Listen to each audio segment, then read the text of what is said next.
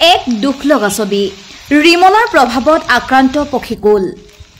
Remal ঘূৰ্ণীবতাহে বিধ্বংসী ৰূপ লৈছে অসমত এফালৰ পৰা ঘৰ দুৱাৰ গছ-গছনি ভাঙি তহিলং কৰিছে সৰ্বত্ৰে অকল মানুহৰেই নহয় বন্য পশু পক্ষীও হাহাকাৰ কৰিব লগা এটা পৰিস্থিতিৰ সৃষ্টি হৈছে এয়া মৰিগাঁৱৰ দৃশ্য মাকৰ বুকুৰ পৰা খুলকি পৰিছে হাজাৰ হাজাৰ বন্য পক্ষী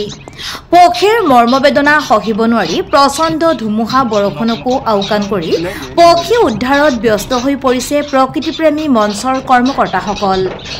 পক্ষীৰ কণী আৰু মৃত পোৱালীয়ে ভৰি পৰিছে মৰিগাঁৱৰ জুৰগাঁৱৰ পক্ষী সংৰক্ষণস্থলী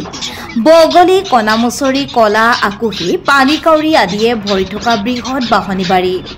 হিতেশ শৰ্মা ধীৰাজ পাটৰ বাবু আমচি বিজু ডেকা আৰু জিত্ত ডেকা এতিয়া ব্যস্ত শতাধিক মৃত্যুপাই পোৱালী ৰক্ষা কৰাত আজি জুৰগাঁও বাহনীৰ পৰা শতাধিক বগলী কণামুচৰি কলিবগ আদি পোৱালি ধুমুহাত ক্ষতিগ্ৰস্ত হয় আৰু তাৰ পৰা উদ্ধাৰ কৰি আনে আমাৰ মঞ্চৰ সভাপতিৰ লগতে সতীৰ্থ বাবু আমচি বিজু ডেকা জিত্ত ডেকা বৰ্তমান তেখেতলোকে এই আঘাতপ্ৰাপ্ত পোৱালিসমূহ মোৰ ঘৰলৈ লৈ আহে আৰু আজিৰ পৰা